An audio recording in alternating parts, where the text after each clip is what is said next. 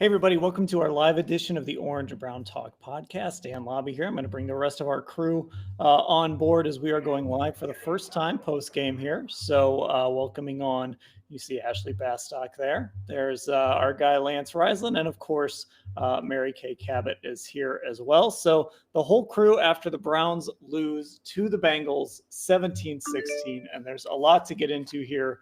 Of course, as we break down everything that happened in this game, we'll be with you here for the next, let's say, 30 minutes, a little longer. If some folks need to jump out and go keep working, they'll do that. But stick with us here and jump in the chat. Be nice to us so I don't have to kick anybody out. I don't like to have to do that. All right, let's get to it. Browns 17-16 losers.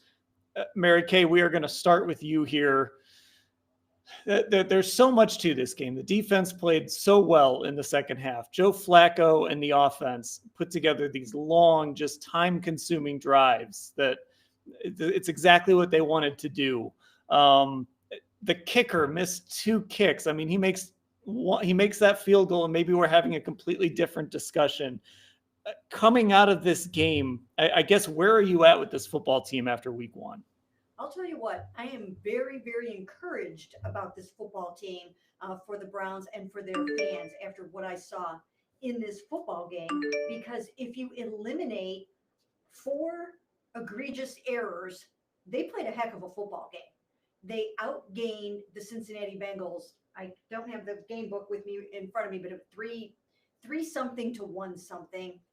The defense was absolutely lights out. After that first drive, the defense only gave up a net of 74 yards and only 7 in the second half. So I thought that was outstanding. I thought they really found their way in the second half of the game. And, great performance by Miles. A lot of these young guys, Mason had a really nice performance. Carson, I just don't think you can say enough. The only thing they really didn't do defensively was they didn't take the ball away. So that was something that, they've really worked on doing. Once again, you're never going to win football games if you're losing the turnover battle.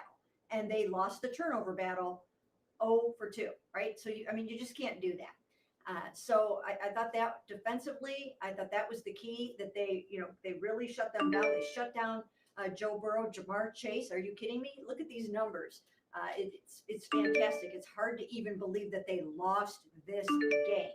And then offensively, I thought Joe Flacco did a lot of really good things. He did a lot of really, really good things. He put them in position to kick the game-winning field goal. A couple of times, he had them in position to win this football game in the end several times, and bad things happened. Missed extra point, missed field goal, 2 interceptions that went off the hands of receivers. So these are mistakes that when I look at this game, they really outplayed the Bengals. They just made some mistakes. And so I think Joe Flacco should be feeling good about himself. I think Miles should feel good about the way he set the tone. I think the rookies should feel good about some of the things that they did. And now they've got to solve the kicker problem, and they've got to tighten up the mistakes and the turnovers.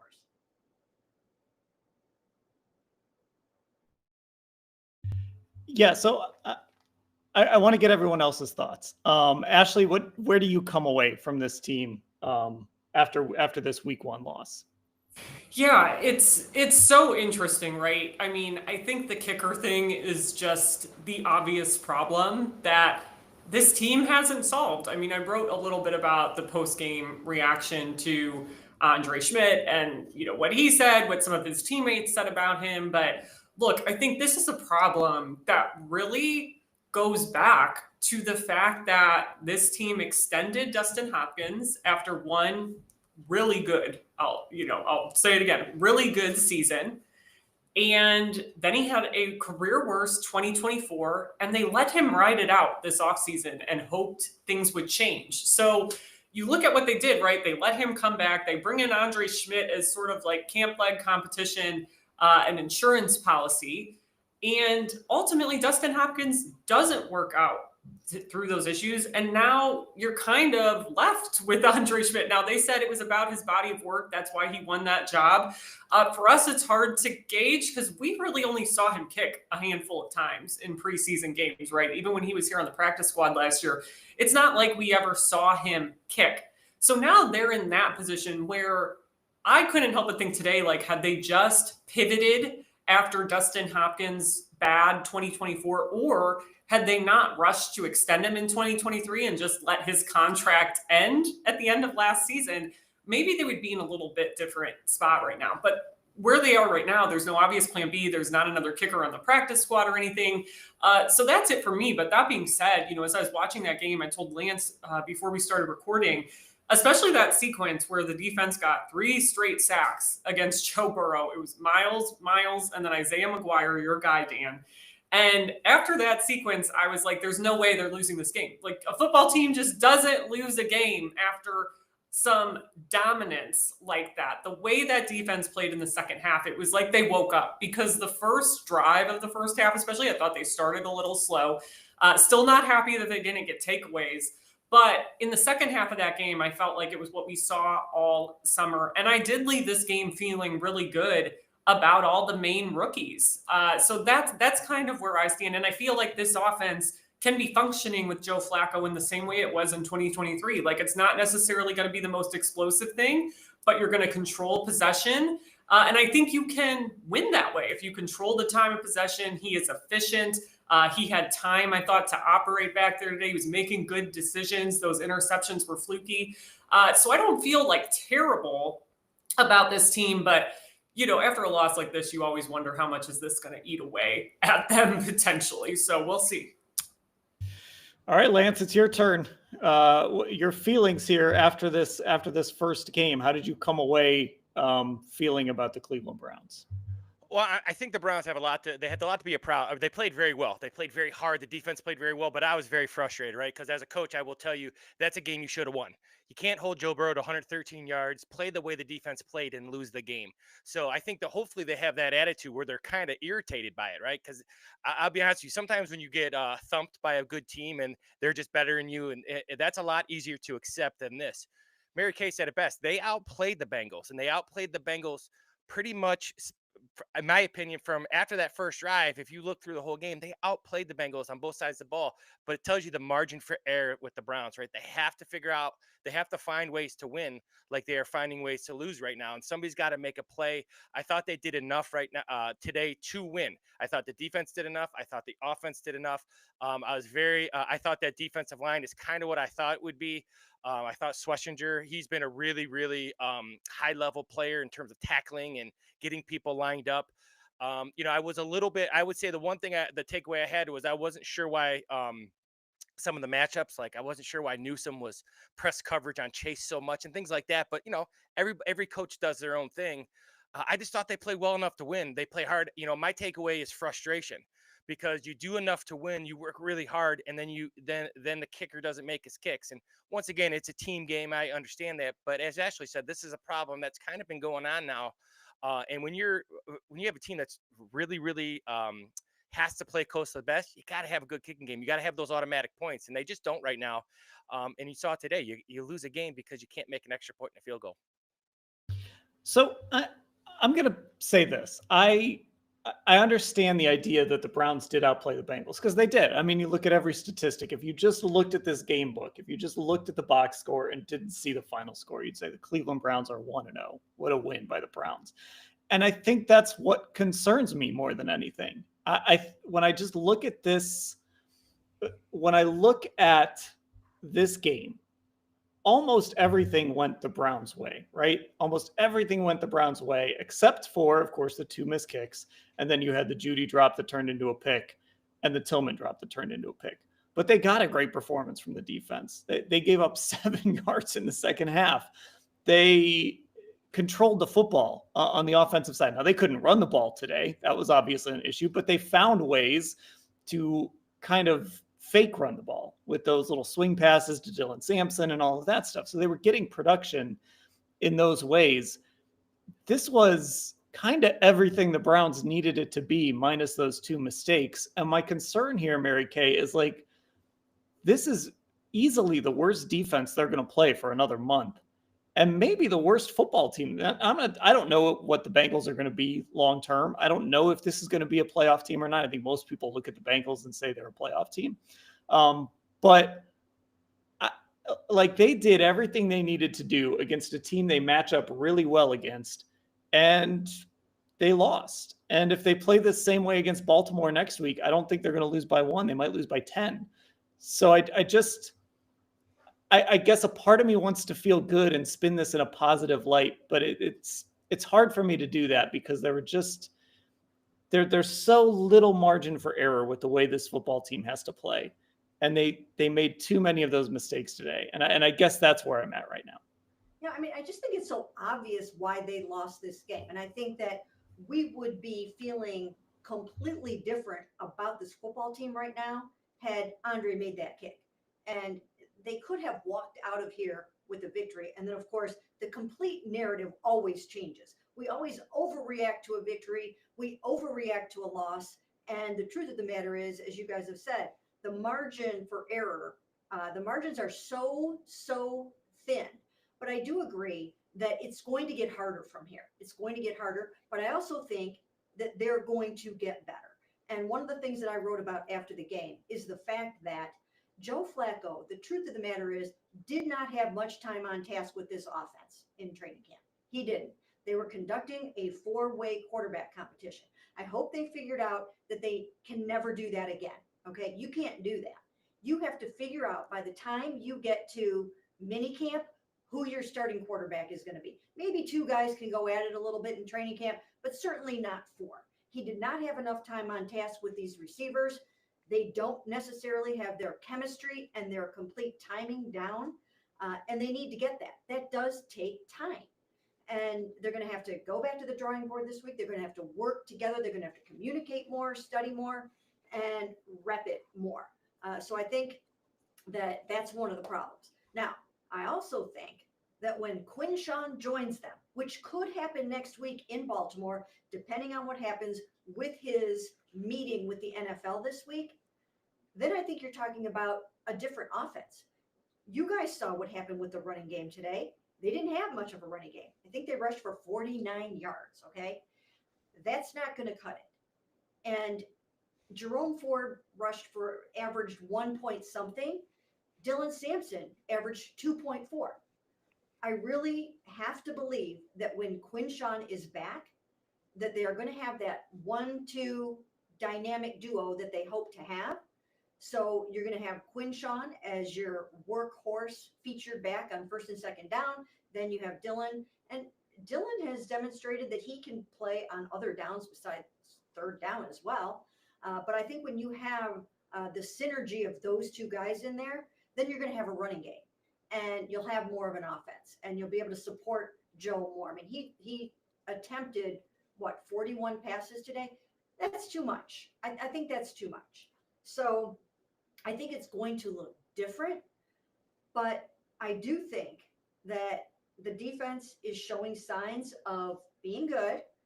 We don't know how good yet, but showing signs of being good. The offense, I think there's upside. Really young guys. I mean, look, this was Dylan Sampson's first NFL game. This was Harold Fannon's first NFL game. Isaiah Bond, first NFL game, right? I mean, you had young guys out there trying to play NFL football, and sometimes it takes time. So I do think that this offense is going to continue to get better every week, and let's see where that takes them. So Ashley, you kind of touched on this. Again, another area of concern I have. I'm just going to play. I'm going to be the downer on this whole pod.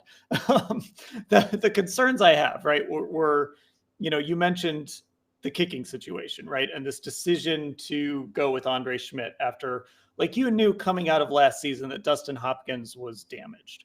Now, did you believe he could turn it around? Sure. Obviously, they stuck with him for a reason. They believed he could be 2023 Dustin Hopkins again.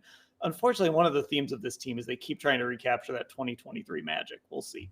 Can he be Dustin Hopkins again? The answer was no. And then they were left with Andre Schmidt, who'd never kicked in a real game before. Said Tillman, right? They kind of just give him the number 2 spot. Now, he was good today, but then in the biggest spot in the game, he drops the ball. And so, look, maybe Sid gets better over time. Maybe it works out.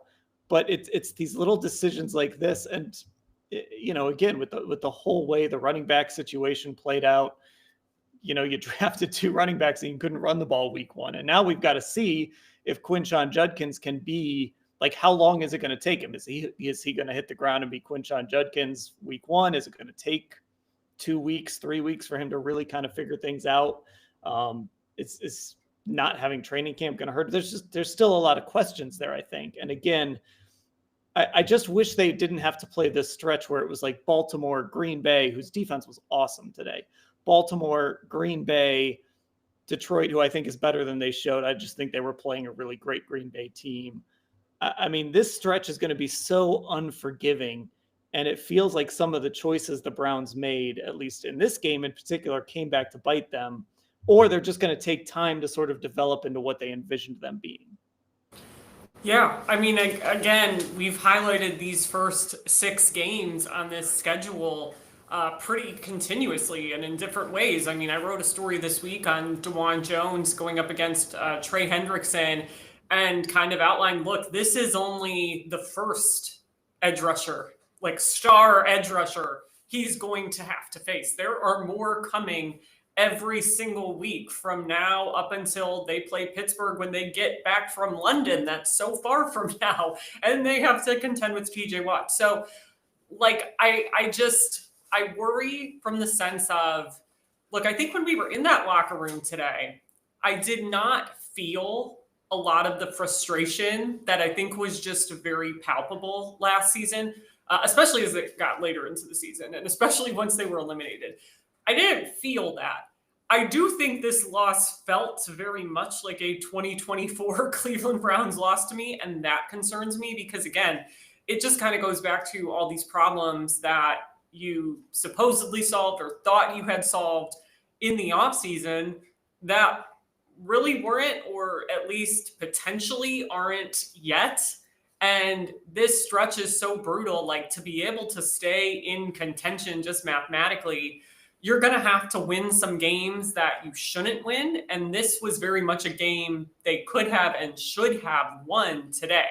So that kind of just adds to it for me, even though there were things, as I said off top, that I come away from today feeling at least okay or good about. It didn't really rectify any of the potential like pitfalls that I saw with this team and with this roster.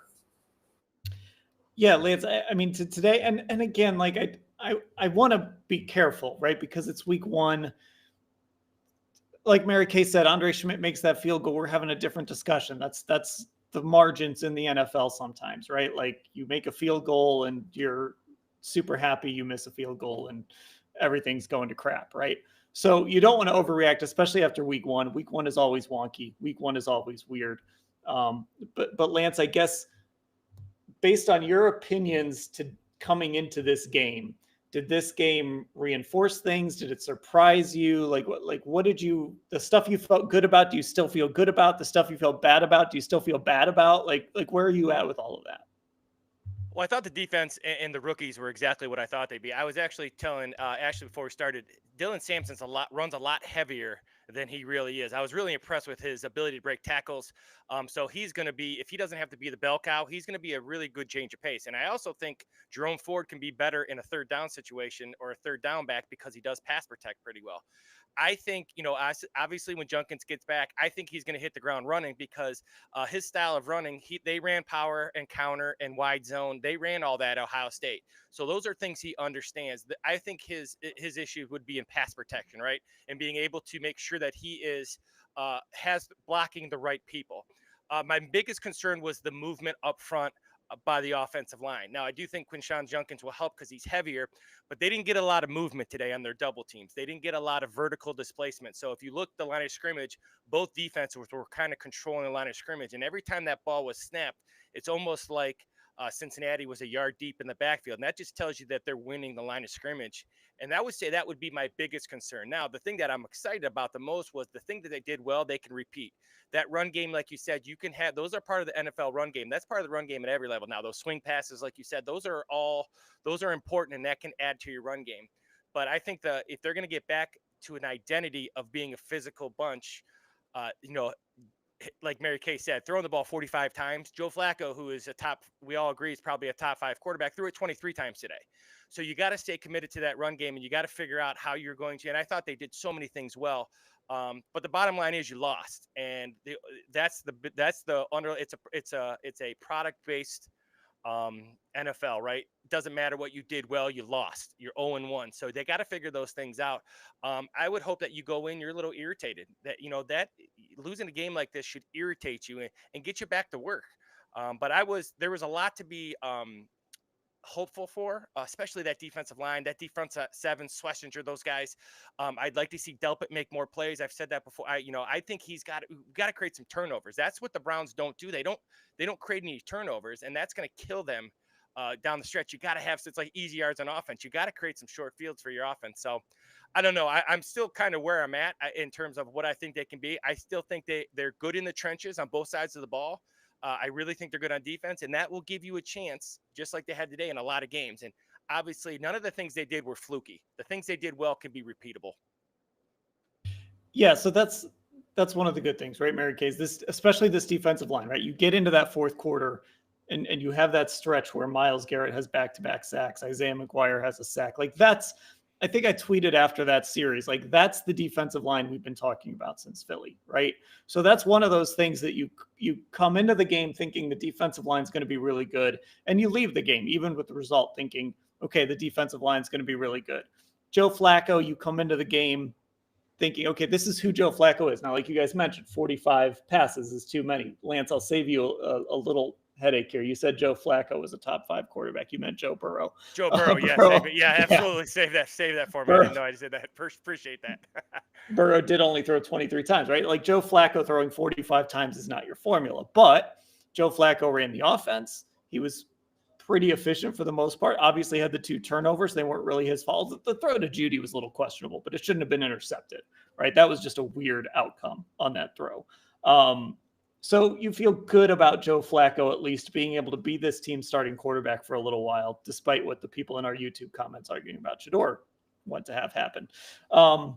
So yes, even in my cold dead heart, Mary Kay, I am able to look at this game and some of the things that we thought could be really good were actually good today. And maybe Quinshon Judkins does kind of get this running game kicked into gear a little bit. So it probably shouldn't be all doom and gloom in this game, coming out of this game. It's just, I guess for me, what I look at is this mountain they're about to climb. And I'm like, I'm not sure if they have all the equipment needed to actually be able to climb this mountain. Well, like I said, I think that they showed that they have some things that they can build on. And we know that the defensive line is one of those things. So I think they can hang their hat on that.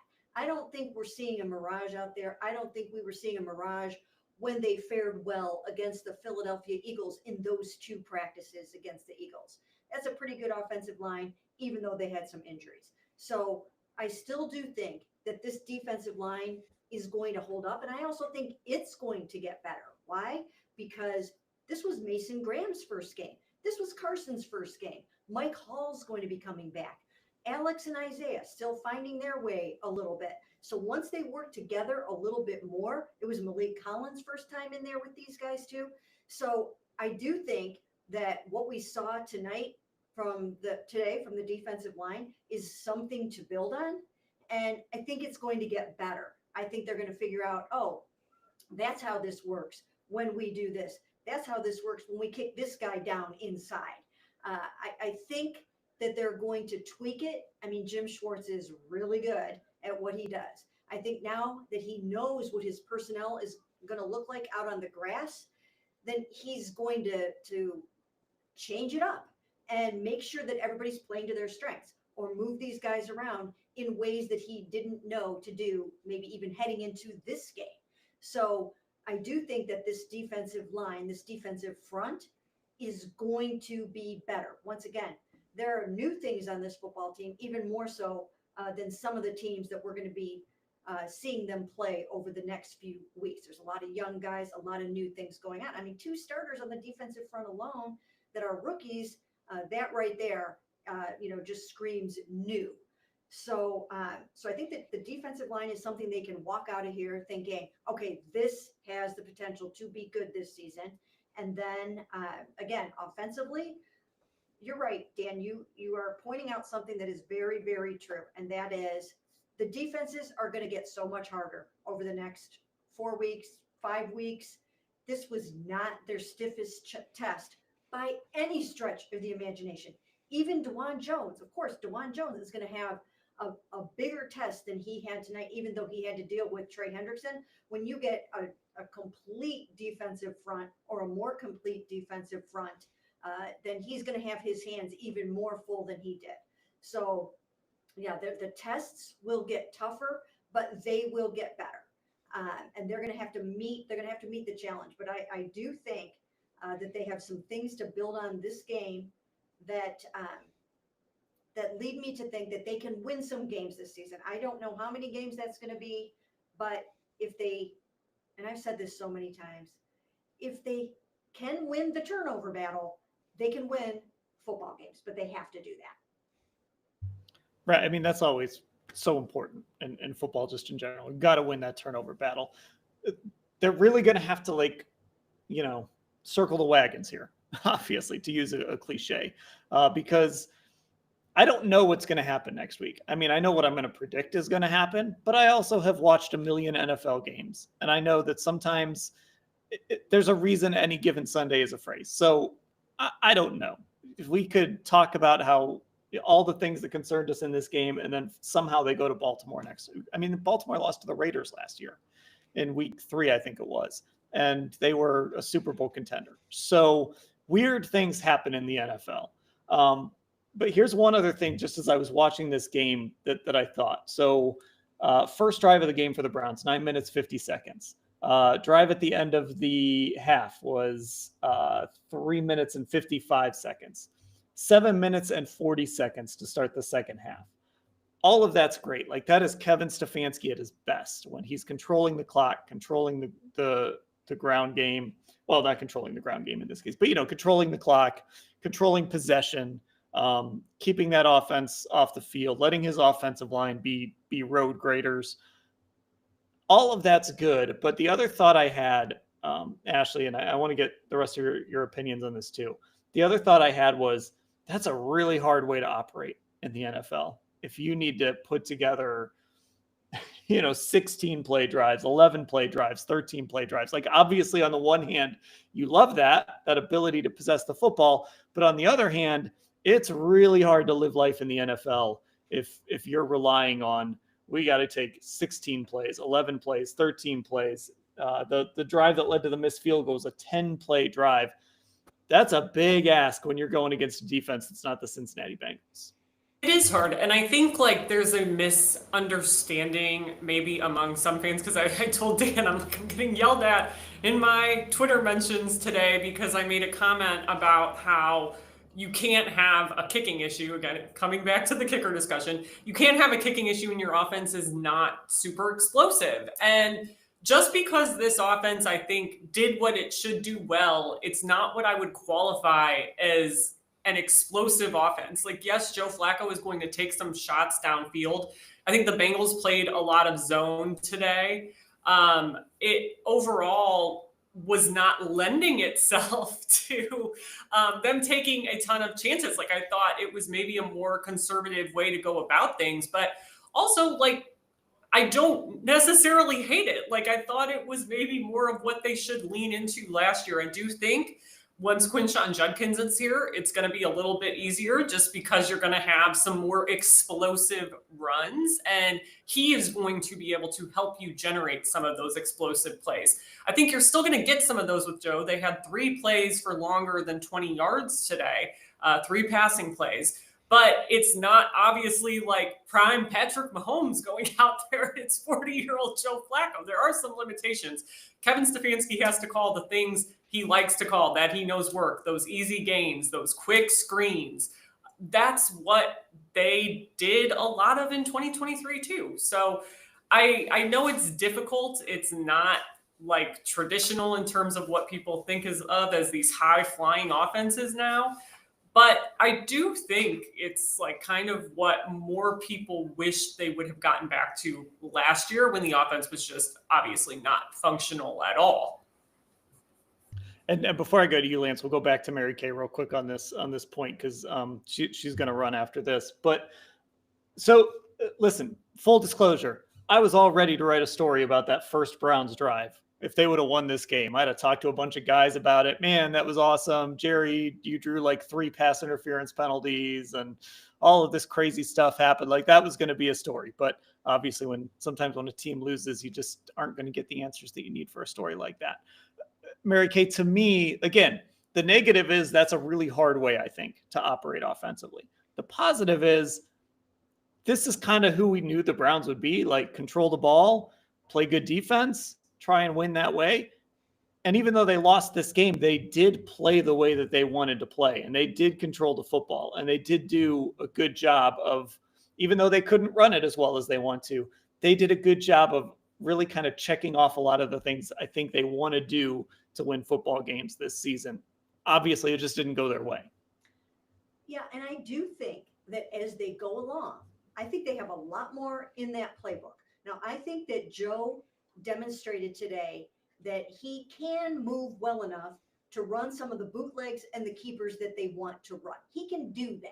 Remember, like when Brian Hoyer used to do that in the Kyle Shanahan offense. So he can do that. They can get him out in space and get him doing those kinds of things. He's not just some sitting duck back there. So I think it's important to kind of establish that. I thought he actually did not look like he fell off a cliff today. He didn't look like he aged. He didn't look like he lost arm strength or foot agility or anything like that. So I thought that was a positive to take away from this. He did not look like an old man out there today at the age of 40. But I think they have a lot more in the tank, a lot more in their arsenal that they're going to want to do. I think you're going to see jet sweeps. I think you're going to see trick plays. We already saw one today with Harold Fannin taking a direct snap. I think you're going to see more of that kind of stuff. I think you'll see more explosive plays.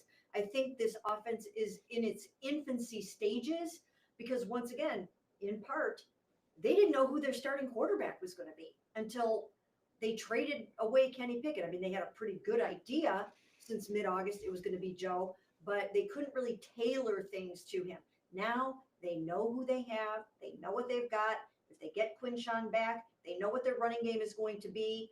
I think they're going to have a better idea of, okay, here's what Harold Fannin can do. Here's what David and Harold Fannin can do together. Here's what Isaiah Bond can do when when the heat is on downfield. So they'll learn more about themselves in these next couple of weeks. And then I think you will see much more tailored, specific game plans that completely play to their strengths. And I just have a feeling that it's going to look better as they go along. Okay, Lance and I are going to hang out here a little while longer. Mary Kay and Ashley are going to jump off to go do a little bit more writing. So you can see all that at cleveland.com/Browns, of course. And Mary Kay will be back with a Hey MK. We're going to record that on Monday. So you'll hear more from her over the coming days. So Lance and I are going to hang out here for a few more minutes. And Lance, I want to pose that same question to you. This idea of these long, drawn out drives, which I think are great. And I love this stuff. It's one of the things back in 2020, the way Kevin Stefanski really controlled the clock, and he would earn those double dips, right? And he'd do those things where he would be able to, control the ball for like 4 minutes at the end of the first half and 4 minutes at the beginning of the second half, right? So I think those are positives, but you're an offensive guy. You've coached this stuff. That's a hard way to live if you need to go 11, 12, 13, 16 plays to get opportunities to put points on the board.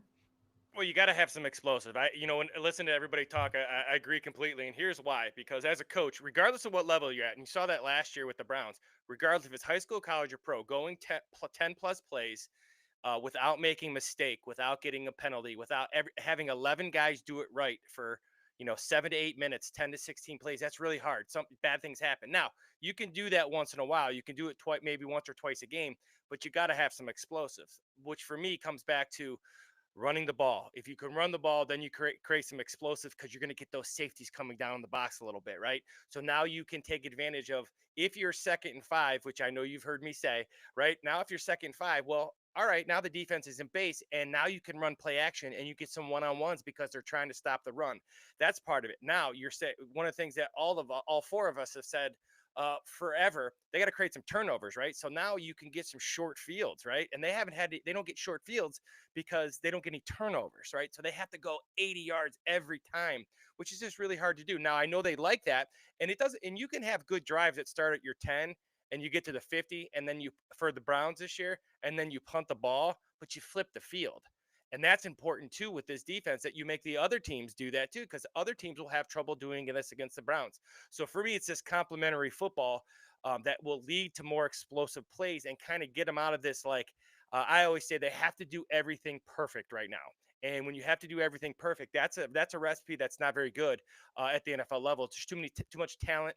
You got to create some explosive. I always go back to the Texans game when they won during the regular season, right? In 23, that was the game where they did a lot of things wrong, but they had a lot of explosives. And when you have a lot of explosive, it kind of covers up explosives on offense and creating turnovers in defense. Hide a poor running game that day, or hide if you have a couple turnovers. That's the answer, right? And so I always felt like you're going to have some maybe a turnover on offense, but if you can create them and get a couple explosives for some scores, it kind of levels the playing field. And they just don't get that right now. And I agree with you, Dan. It's too hard to go 80 yards in 16 plays consistently as your way to score. So, again, like this was such a frustrating game because it was just it was funny. You obviously had to catch up a little bit to the game afterwards, so you weren't watching it live, and then I got a text from you, probably around like 5 o'clock, just brutal, I think is what you had written, right? And I think that's the most frustrating part of this is there were so many things they did well in this game, and there were so many things that you can look at and say, whether it's the defense, the ball control, the way they got the rookies going. Like there were so many things to like about this game. And with the schedule they have, and I don't want to sit here and just play the schedule game over and over again, but it's real. This was such a winnable game. And it was a winnable game coming into it. And it was right there for them. And they didn't do it. And it just puts so much more pressure now as you move forward because let's say you go to Baltimore next week and now you're 0-2, and you got this Packers team. Again, that defense looked great today. Any given Sunday, anything can happen. I would never rule them out going to Baltimore to win next week. And I kind of have this game on now. Baltimore's not off to a great start, whatever. We don't overreact to week ones, even with this football team. So I don't know. That's the thing that frustrates me is this game was right there for you to win. And the margins are so thin in the NFL in general, but I think they're especially thin for this football team. And one of the things I said all summer was you can't lose games because of your kicker, right? You can't lose games because you turn the football over. And they lost a game today because of their kicker and because they turned the football over. And that's frustrating. And I know Browns fans are frustrated and they're very doom and gloom today. And they should be frustrated because this was a game the Browns lost because of the Browns. Yeah, and it's okay to be irritated, and like I said, without expectations, what are you doing, right? And that's the thing about Browns fans. That's the thing about you, Ashley, Mary Kate. Like we have expectations, right? We watch a lot of film. We do a lot of this stuff. You're at practice every day, so there's expectations, and I like that. And that's a game they should have won today. And for me, I go in tomorrow's meeting and I let my guys know that that's a game we lost. We lost that game. Now we don't want to dwell on it. We don't want to lose that game twice, right? That's my dad's line, right? Let's be pissed about it, but let's not lose the game twice, right? Let's erase it. But that's a game you should have won. Now, as you get into the work week, you got to attack. You can't worry about the schedule. It is what it is, and I agree with you. It's a real thing, and I think that's a good way to say it. But right now, it's Baltimore, right? You're going to watch this film, make your corrections, because if those corrections are good, are obtainable, you got to run the ball better. You got to do the things that you and I and Mary Kay and Ashley, we've talked about forever. You got to do those things better, but you were in a position to win. You didn't get railroaded. You didn't get boat raced. You lost the game because of you. So fix those things. Tell your guys we're going to fix those things and make it happen against Baltimore. Because again, everybody's going to pick Baltimore, rightfully so. But you go out there and if people say you have no chance to win, you've proved them right or you've proved them wrong. And right now, the Browns are constantly finding ways to lose, even though they're in games. So you don't want to be down about it, but you also don't want to say it's okay. It's not okay to miss a kick. It's not okay to have, the fluke interceptions. It's not okay to have drops. As well as some of those guys played. There's some key drops in the game and things like that. Those things aren't okay. Now, I don't know if you necessarily have to get fired, all that kind of stuff, but you got to clean those things up and you got to find ways to win. The way you're finding ways to lose, you got to find ways to win. Right. And that's the point, right? The whole reason we do this stuff is to win football games. And a lot of teams have, like, you watch them for 3 hours on a Sunday and it can be sloppy and it can be messy and it can be like, again, that's just how this league is. That's just how football is. But at the end of the day, they win. And unfortunately for this football team now, we're going on 10 games here. They've won one of their last 10. And I know every year is different and every season is different, but you've got Sed Tillman today saying, like, he's sick of losing. And like, he owned it. Like, he owned that drop, to his credit. He talked after the game. He was really good. He owned that drop. Like, guys are sick of losing. So now what it comes down to is, good. You should be sick of losing because the whole point is to win. Now, what do you do with that? How do you channel that? How do you turn that? Okay, we're sick of losing. How do you go into that building Monday? You get your day off Tuesday, then come back Wednesday. How do you channel that sick of losing into what we're all here to do, and that's win football games? Well, it's got to be. It's not about what you say. So this is a great kind of carryover to what the word everybody always used, the culture, right? And I've said it to you before. I think culture is overused. And here's a classic example. Everybody can say whatever they want, and it's like, I want to be really good. I want to win games. I want to. It's like with any job in any aspect of life, you have to go out and you have to do it. So whatever you say, that's great. Don't tell me, show me. So that comes down to things that you and I won't see, right? Meetings. Are they taking care of themselves? Are they getting proper rest? The minor details, because that's how close they are to winning. So are they watching the film they're supposed to watch? Are they practicing as hard as they should practice? I was talking about, like, the pass rushers that DeJuan Jones is going to see. Well, he goes against the best pass rusher every day, and he should have some live. Every week he should go 5 to 10 reps live with Myles Garrett every week. That'll get him ready for whoever he plays, because no matter who he plays, he's not playing anybody better than Myles Garrett. So you can answer some problems within your own kind of building, right? And it's just got to be kind of like, not that we're sick of losing. Whatever you got to do, whatever you're doing now is not enough. And even if I think they practice well. I thought they had a great training camp. I thought they handled themselves very, very well in Philly. Every practice I was at, I came away thinking, they're doing really good things. Well, they got to do more. And whatever that is, I don't know what that is. That's when you sit down with your coaches and go, all right, what are we doing now and how can we change it? Because right now what we're doing doesn't work. And some of it's working, but whatever it is, the kicks, the drops, who knows? Do you have to be harder on them? Do you have to be, whatever it is, there's something that's got to change, because, as we all know, the definition of insanity is doing the same thing over and over and expecting a different result. Browns have to change it up a little bit, whatever that is. They did that during camp, hitting a little bit more, but they got to change it because they got to go out and they got to think they can beat Baltimore. They can't listen to all the noise. They got to figure it out, because they'll be in the game. Most likely they'll be in the game fourth quarter because of that defense. Well, according to one of our YouTube commenters, it might be hopeless because the Browns are cursed for how they've treated Shador Sanders. So maybe we're just wasting our time, Lance. Maybe the Browns are just wasting. They're cursed. So I don't because of what they did to Shador. I mean, by drafting him, I don't know, but this is. Well, that's the one that Shador that's Army like is always lurking. Yeah, that's the thing that these guys are all professionals, and I promise you, I don't know any of the coaches personally. I've talked to a couple of them, but I promise you, if whoever the best players are, those are the guys going on the field. These guys are this is their livelihood.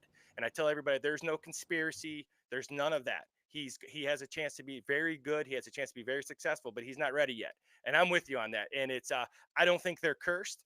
I just think they got to go play better, and I think they will. And hopefully they have that attitude too, because right now it's everybody telling them how bad they are, and that's what I would say going in. Everybody's telling you how bad you are. Your choice is to prove them right or prove them wrong, and that's how you got to look at it going into Monday.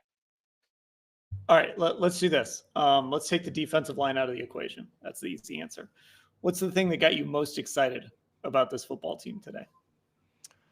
I was really excited about, I'm gonna leave Carson Schwarzenegger out. He was really special today, but I tell you what, I kind of like the idea of what Njoku and Fannin can be in this 12 personnel, and if they can get Fannin to do some more things as a fullback type, they're going to cause personnel issues for that defense. And I've said that with you before. So I was most excited about Fannin, the things he did. He also showed some physicality in the run game that I didn't really see on his Bowling Green film.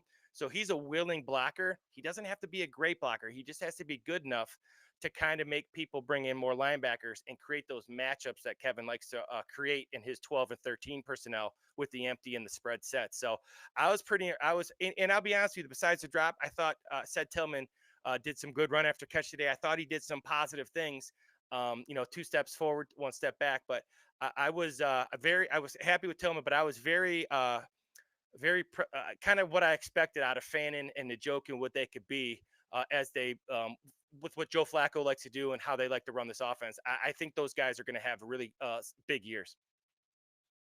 Yeah, and I thought Dylan Sampson was good today. Obviously, look, he's a guy that I don't see him as an every down back. I just don't think that's who he is. I don't think he's patient enough. And I think we saw that a little bit in the run game today. There were some runs where he was maybe was a little the chaotic Tennessee Dylan Sampson, right? But when the Browns drafted him, they saw him as a guy that could catch passes, even though he didn't do a ton of that in Tennessee. And that's what he did today. He caught a ton of passes. I mean, you talk about the guys that were targeted. He was tied for second in targets. He had 8 targets. Fannin was targeted 9 times. Sampson, Tillman, and Judy were each targeted 8 times. Sampson led the team with 8 catches for 64 yards. That's what the Browns envision him being. Once Quinshawn is up to speed, they envision Dylan Sampson being that change of pace guy that can catch the ball out of the backfield. So I thought that was really encouraging. I think that's one of the things that I'm circling coming out of today. Like, okay, that's a sustainable thing that you can take forward. And if you can get Sampson into that right role, then this whole thing can really work. So now let's flip it real quick. What was the thing you came away today, aside, so we took the defensive line out of the equation on the good side? On the bad side, let's take the kicker out of the equation. What did you come away concerned about, or something that maybe reinforced, like, okay, I didn't love this coming into the season, and today didn't change that? One thing, going back to Sampson, I thought he runs a lot heavier than he is, right? I stood next to him. He's a little guy. He breaks some tackles now. I was pretty impressed by that. I agree with you there. The thing the thing that concerned me the most, without question, was the offensive line movement they got in the run game. They were unable to move 2 defensive tackles that had been moved pretty well in preseason, and they just didn't do a good job of vertically displacing them off the line of scrimmage. And I saw some good runs in Philly, but that's the thing they're still struggling with, is getting that movement inside against these defensive tackles. And if they're going to be committed to the run game, they're going to have to get some movement. And I'm not talking wide zone or gap schemes. Kevin Stefanski is a double team guy, and he runs a lot of double teams. All those schemes, even though they're different in how they attack, the foundation is double teams and vertical displacement, and they're just not getting that right now. So I thought they would be committed to it, and I thought those guys would do a little better job of that today. Not saying you can't do it next week. They did not. You rush for 40 yards on 29 carries. That's not very good, and that makes it tough on Joe Flacco. Then you're putting all the apples into Joe Flacco's kind of basket, and I don't think that's a recipe for success. So for sure, it was that offensive line. Hopefully it's a work in progress, but that would be my biggest concern, their ability to move people. I'm going to go with the position you brought up earlier, that safety position.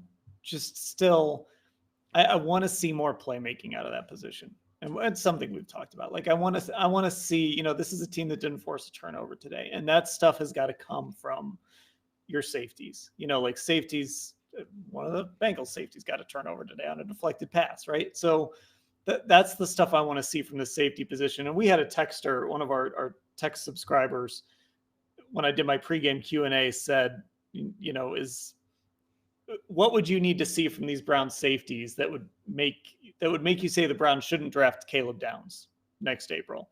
And my answer is nothing. Like, there is nothing in this safety room, even if, like, Grant Delpit could have a really good year, right? If they use him correctly, if he thrives kind of as an in-the-box safety, there's still nothing that would stop me from wanting to put Caleb Downs on this football team. Now, they might need to use that pick on a quarterback, but that's a discussion we'll save for April. They need playmaking out of that safety position, and they didn't really get it today, and it's still a position that I'm worried about moving forward. Today just didn't do anything to change that. Well, and you and I have always talked about, and all of us have talked about, like, interceptions, right? But they're not even creating like tackles for a loss. They're not, all those game-changing type of or game, playmaking that changes kind of the course of a drive, right? They're not getting a tackle for a loss that makes it 2nd and 16, which is hard to recover for in the NFL because they play soft.